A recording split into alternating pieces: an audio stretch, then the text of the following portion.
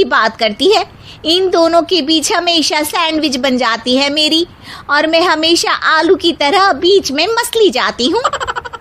Mummy जी, इन दोनों को लगता है कि मैं छोटी हूँ तो इनके पैरों तले दब जाऊंगी, लेकिन नहीं, मेरा भी उतना ही अधिकार है जितना इन दोनों का है। बढ़िया आई दोनों मेरी चुगली करने के लिए, मुझे क्या कम समझ रखा है।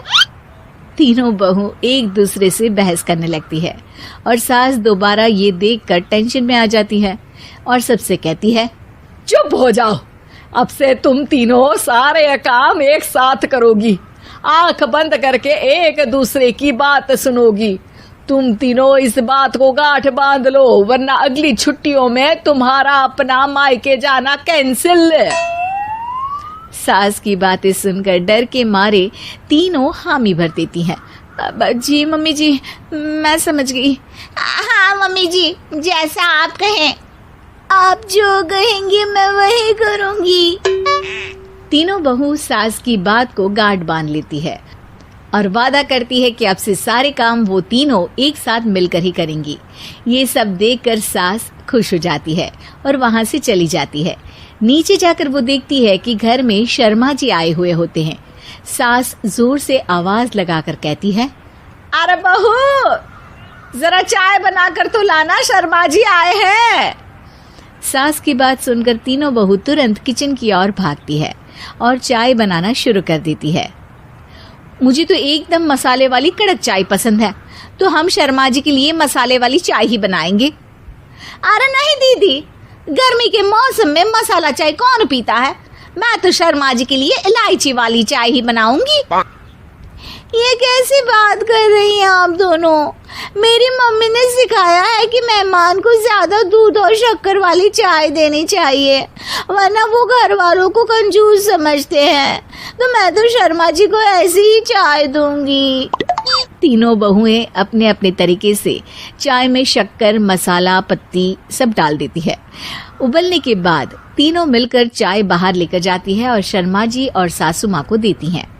चाय पीने के बाद शर्मा जी सासू माँ को देखकर शर्मा जाते हैं और शर्मिंदा महसूस करते हैं कि आखिर उन्होंने चाय पीने के लिए हामी क्यों भरी। सासू माँ भी चाय पीना शुरू करती है और कहती हैं, अरे बहू, ये कैसी चाय बनाई है? चाय है या मीठे दूध की बासुंदी? हाँ, चाय अच्छी नहीं लगी क्या? कोई बात नहीं, हम पराठा बनाकर लाते हैं। चलो चलो अंदर। हाँ हाँ चलो। हाँ आती हूँ मैं भी। नहीं नहीं, मेरा पेट चाय ने ही चौपट कर दिया, वही काफी है। पराठे से पोपट नहीं करवाना, मैं तो चलता हूँ। शर्मा जी चुपचाप पतली गली से निकल जाते हैं। अगले दिन सास बहुओं से कहती है, अरे बहू, जाओ जाके ऊपर के गेस्ट हाउस की सफाई कर दो। कल हमारे यहाँ मेरे दूर के रिश्तेदार आने वाले हैं, तो पूरे कमरे को चमका देना, समझी? तीनों बहू सास की बात को मानकर ऊपर सफाई करने चली जाती हैं और तीनों कमरे की सफाई चालू कर देती है। बड़ी बहू मकड़ी के जाले साफ करती है, तो बीच वाली झाड़ू लगाना और छोटी वाली सर्फ डालकर जमीन धोना शुरू कर देती है। अरे दीदी, जिठानी जी, अभी मैंने पूरी फर्श धोई और आप फिर से धूल नीचे गिरा रही हैं।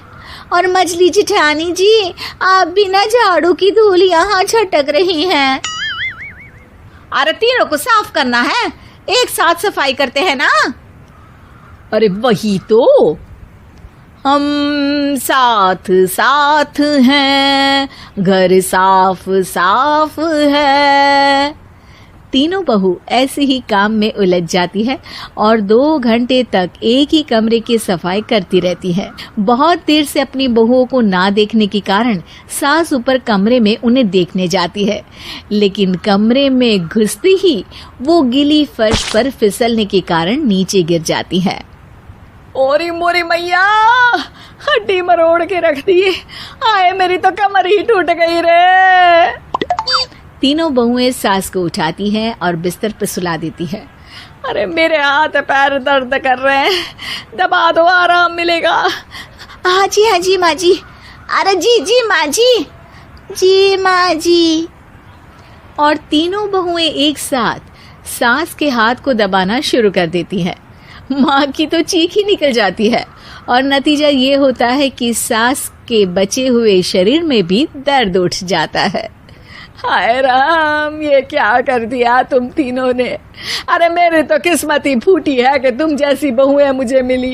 हे भगवान, पूरे शरीर में दर्द बढ़ गया है।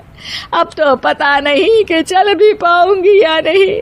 माफ करो, मुझे गलती हो गई मुझसे कि तुम तीनों को एक साथ काम करने के लिए बोला।